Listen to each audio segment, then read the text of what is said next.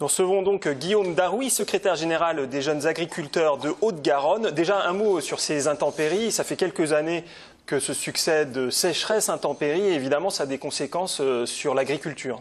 Bien évidemment que ça a des conséquences sur l'agriculture, puisque vous avez pu le voir sur Colomiers, on parle des cumuls à 120 mm de l'ordre pendant une demi-heure. À côté de Colomiers, il y a Tournefeuille, il y a la Plaisance du Touche, où c'est qu'on a des zones agricoles.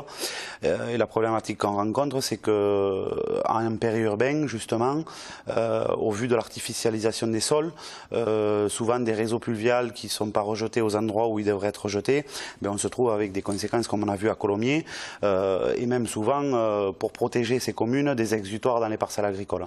Donc c'est vrai que c'est une grosse problématique, surtout quand, comme vous venez de le dire, on enchaîne de la sécheresse, des gros orages qui ne sont pas très profitables aux cultures, parce que 100 et quelques millimètres en une demi-heure, c'est énorme.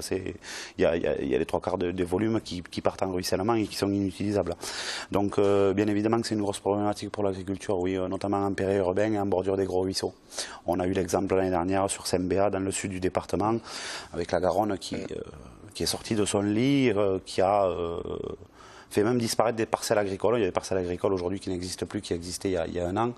Et on essaye de sensibiliser les pouvoirs publics en leur disant on veut bien servir de zone tampon, mais aidez-nous à aménager le territoire, aidez-nous à aménager les rives. Je trouve écœurant pour nos agriculteurs du Sud qui attendent des travaux de réaménagement de digues dans un pays comme la France depuis plus d'un an, alors même que 2 mois après, l'Espagne avait fait ce qu'il fallait faire pour ne plus que ça se reproduise et pour limiter la casse.